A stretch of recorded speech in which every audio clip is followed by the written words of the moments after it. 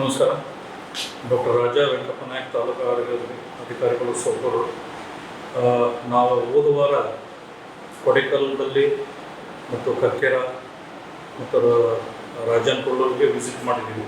ಕೊಡೆಕಲ್ದಲ್ಲಿ ಮೊಹಮ್ಮದ್ ಕಾಜಿ ತಂದೆ ಅಲ್ಲಾಬಕಶ್ ಬಸವ ಕ್ಲಿನಿಕ್ ಅವರು KPME Karnataka private medical establishment act 2009 ಪ್ರಕಾರ ಅವ್ರ ಹತ್ರ ಪರ್ಮಿಷನ್ ಇದ್ದಿದ್ದಲ್ಲ, ಒಂದು ಖಾಸಗಿ ಕ್ಲಿನಿಕ್ ಓಪನ್ ಮಾಡಿದ್ರು. ಅದು ನಕಲಿ ವೈದ್ಯರು ಅಂತ ನಮಗೆ ಗೊತ್ತಾಗಿತ್ತು. ಸೊ ಹೀಗಾಗಿ ಅವರು ಕ್ಲಿನಿಕ್ಕಿಗೆ ಹೋಗಿ ನಾವು ರೇಡ್ ಮಾಡಿ ಅದು ನಾವು ಸೀಸ್ ಮಾಡಿದ್ದೀವಿ. ಇನ್ನೊಬ್ಬರು ವೈದ್ಯರು ಅವರು BMS ಡಾಕ್ಟ್ರು, ಅವರು ಪರ್ಮಿಷನ್ ಮುಂಚೆ 2011ರಲ್ಲಿ ತೊಗೊಂಡಿದ್ದರು. ಅವ್ರಿಗೆ ಒಂದೆರಡು ನೋಟಿಸ್ ಕೊಟ್ಟಿದ್ದೀವಿ ನಾವು ರಿನೋಲ್ ಮಾಡ್ಕೊಳ್ಳೋಕ್ಕೆ.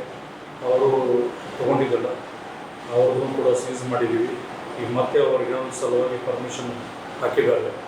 ಸೊ ಅದೇ ರೀತಿ ಕಕ್ಕೇರಿಯಲ್ಲಿ ಇನ್ನೊಬ್ಬರು ನಕಲಿ ವೈದ್ಯರು, ಅವ್ರನ್ನೂ ಕೂಡ ನಾವು ಗೊಡ್ನಾಳ್ ವೈದ್ಯರು ಅಂತೇಳಿ ಹೆಸರಿಟ್ಕೊಂಡಿದ್ದಾರೆ. ಅವರು ನಕಲಿ ವೈದ್ಯರಿಗೆ ನಾವು ಅದು ಸೀಸ್ ಮಾಡಿ ಕ್ಲೋಸ್ ಮಾಡಿದ್ದೀವಿ. ಮತ್ತು ಅದೇ ರೀತಿ ರಾಜನಕೊಳ್ಳೂರು ಖಾಸಗಿ ಆಸ್ಪತ್ರೆಗೆ ನಾವು ಭೇಟಿ ನೀಡಲಿಕ್ಕೆ ಹೋಗಿದಾಗ ಅವರು ಕ್ಲೋಸ್ ಆಗಿತ್ತು. ಅವರು ಕೂಡ BMS ವೈದ್ಯರು, ಆದರೆ ಆ್ಯಲೋಪತಿ ಏನೋ ಟ್ರೀಟ್ಮೆಂಟ್ ಕೊಡ್ತಾ ಇದ್ದಾರಂತ ನಮಗೆ ದೂರ ಬಂದಿತ್ತು. ಸೊ ಈ ರೀತಿ ಒಂದು ನಿಯರ್ಬಟ್ ಒಂದು 80 ಜನ ನಮ್ಮ ತಾಲೂಕಿನಲ್ಲಿ ಹುಣಸಗಿ ಸುರಪುರ 2 ಕೂಡಿ ನಕಲಿ ವೈದ್ಯರಿದ್ದಾರೆ. ಆಲ್ರೆಡಿ ನಾವು 30 ಮೇಲ್ಪಟ್ಟು ಇವಾಗ ನಾವು ಕ್ಲೋಸ್ ಮಾಡಿದ್ದೀವಿ.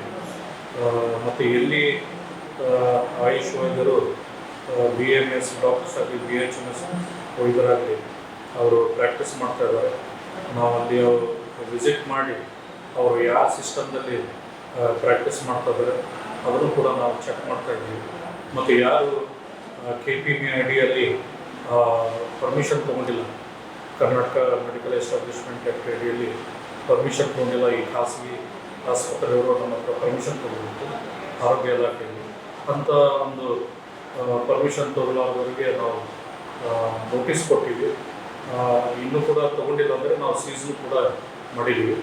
ಇದೇ ರೀತಿ ನಾವು ಎಲ್ಲ ಆಸ್ಪತ್ರೆಗೆ ಹೋಗಿ ನಾವು ಸರ್ಪ್ರೈಸ್ ವಿಸಿಟ್ ಮಾಡಿ KPME ಮಾನದಂಡಗಳು ಏನೇನಿದ್ದಾವೆ, ಯಾವ ರೀತಿ ಖಾಸಗಿ ಆಸ್ಪತ್ರೆದವರು ಅವರು ತಮ್ಮ ಕೆಲಸವನ್ನು ಮಾಡ್ತಾ ಇದ್ದಾರೆ ಅದು ನಾವು ಹೋಗಿ ವಿಸಿಟ್ ಮಾಡ್ತೀವಿ. ಮತ್ತು ನಕಲಿ ವೈದ್ಯರು ಯಾರಿದ್ದಾರೆ ನಾವು ಸೀಸ್ ಮಾಡ್ತೀವಿ. FIR ಇನ್ನೂ ಆಗಿಲ್ಲ. FIR ನಾವು ನಮ್ಮ ಜಿಲ್ಲಾ ಕುಟುಂಬ ಕಲ್ಯಾಣ ಅಧಿಕಾರಿಗಳಿಗೆ ನಾವು ಬರೆದು ಕಳಿಸ್ತೀವಿ.